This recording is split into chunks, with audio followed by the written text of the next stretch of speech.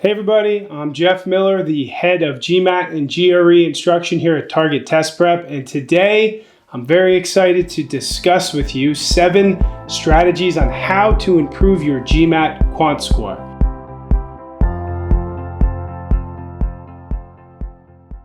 Look, if you're new to the GMAT and you're like I was when I first started off with my GMAT, I'm sure GMAT Quant is a little bit scary because you're thinking about how long it's been since you've learned about these topics and these principles and these concepts.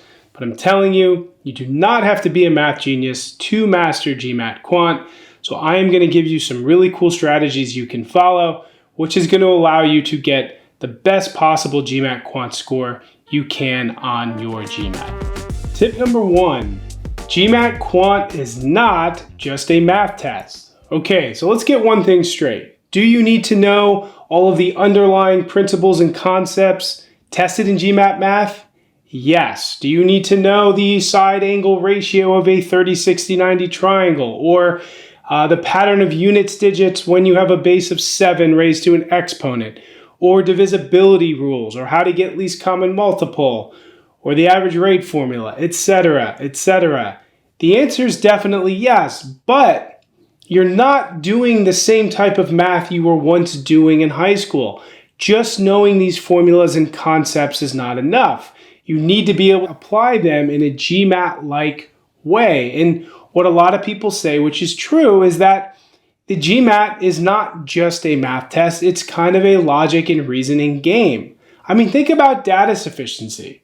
I'm sure you all know about the C-trap, right? Or if you don't, luckily, we teach it in the TTP course. But the essence is that in certain data sufficiency questions, the GMAT will give you 2 equations with the same 2 variables that may be an obvious trap into saying C, when in fact you would be able to solve what they're asking for with just 1 equation despite having 2 variables in it. This is called the C trap, and really it's just one example of you to see that there's a lot of logic involved in the GMAT. So for you to get a great math score, A, get all those concepts down, know them cold, but B, start understanding the logic of the GMAT. And if you can do both of those things, you will get a great GMAT Quant score. Tip number 2, GMAT Quant questions are easier than they appear. So we all know that the GMAT is a timed exam, right? And in essence, you have about 2 minutes on average to solve each question. I will tell you that when a question appears difficult, those are the questions that are about probably easier than they actually appear. So you have to understand that, and you have to be able to learn to take simple approaches to solving GMAT questions. I can't tell you how many students I've taught a simple Venn diagram formula to who have been amazed about how easy they can solve a particular Venn diagram question using this formula.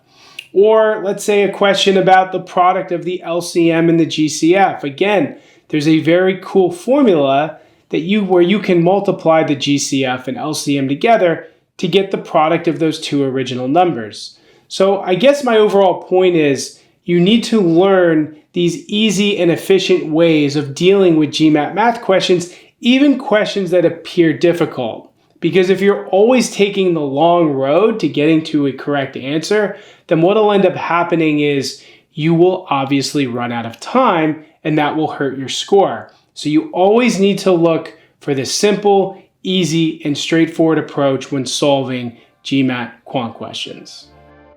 Tip number 3, build a strong GMAT Quant foundation first. This is so big, I can't even tell you.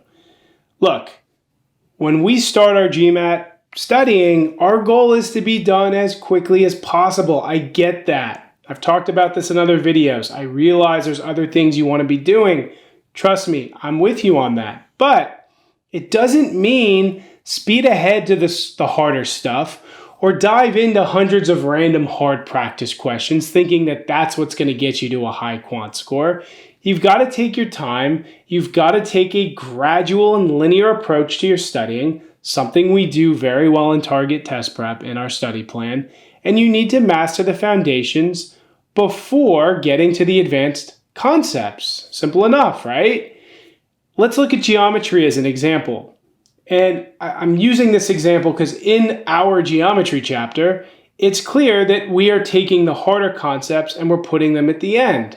For example, in the early stages of the geometry chapter, you're learning about triangles and then you're learning about circles separately. And it's not till the back end of the chapter where we start teaching about inscribed shapes such as triangles inscribed in circles. Well, why do we do that? Because why would you want to be tested on triangles and circles if you don't individually know about triangles and individually know about circles, right? Now, this is just a microcosm for how I want you to approach your overall studying, but the major takeaway is this: just make sure you get your foundation sound and solid before moving to the advanced topics. And if you can do that, your journey of learning GMAT Quant is going to be smooth, it's going to be efficient, and ultimately it's going to help you maximize your GMAT Quant score. Tip number 4, avoid careless mistakes. Honestly, I feel like I'm talking about this during every single video I do, but it's so important. Careless mistakes can derail a GMAT. Look, on the quant section, you have 31 possible opportunities to get a question right or wrong. You don't want 3 or 4 of those wrong answers to be because of careless mistakes, right? So you have to learn to not make them. Yes, easier said than done. I get that. But look, while you're practicing, slow down. Be really deliberate in what you're doing.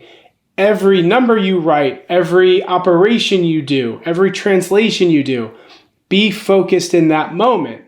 And then as you get really good at doing that, you're going to be able to speed up. And when you speed up, you'll likely eliminate those careless mistakes. And of course, there's other things like don't expect not to make careless mistakes if you have sloppy handwriting, right? So if you find that you do, the simple fix is this: stop writing messy. Slow down when you're writing. Be deliberate about what you are writing. And if you can fix those careless errors, I am confident that you can continue to improve your quant score from where it's at and maximize your score on test day. Tip number 5, create GMAT notes and flashcards. This is huge.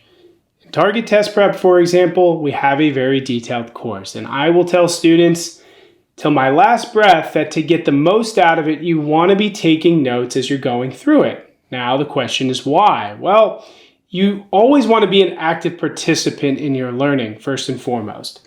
If you are just reading something or watching something and assuming that you're absorbing it, there's a good possibility you're not. So why do we take notes? Well, we take notes so we can start to put things into our own words and ensure that they actually make sense. Now, what's even better is you can take those notes and you can convert them into flashcards. Flashcards are awesome. You can do them on old school note cards, or you can use a flashcard app, something that we're actually working on creating here at TTP. Either way, the point is, now you have transportable study things, right? Instead of having to always sit down at your desk or your computer or your table to do your studying, if you have a quick 15 minutes, you pull out your flashcards, you review concepts, you review formulas, and this is going to allow what I mentioned earlier, knowing these concepts on the back of your hand, to remain throughout your prep. The fact is, there's a ton you got to learn, and there's a ton that you might forget if you're not constantly looking and reviewing these things. And believe me, having your own set of flashcards will be incredibly helpful for you to learn from beginning to end and keep everything where you need it for a high score on GMAT test day. Tip number 6, and this is a favorite of mine: don't guess on GMAT Quant just to catch up. I can't tell you how many times I have students say, well, I checked the clock, I'm behind by 2 minutes, so I'm just going to randomly guess on question 17 so that I can catch back up with my time. Well, what's wrong with that? Well, let's think about it. When you're on question 17, if you take a random guess on that question, do you know if that's an easy question, medium question, or hard question? Chances are you don't, not if you guessed within 10 to 15 seconds, right? Now, if you get to question 17 and you're like, wow, I really don't know how to solve it, I'm going to take a guess and move on. Okay, that's one thing. But here's the deal. not everything on the GMAT is meant to be done in 2 minutes. It's a 2-minute average in GMAT Quant, right? So some questions may take you 2 minutes and 30 seconds, and some questions may take you 30 seconds. So if you're 2 minutes behind and you know you've done everything to prepare for this test and you know you can knock it out of the park, trust in your ability to catch up organically. And a lot of times you could get to a data sufficiency question where you immediately see the answer, or a problem-solving question that's testing you on some concept that you know through and through where you can answer it in 45 seconds.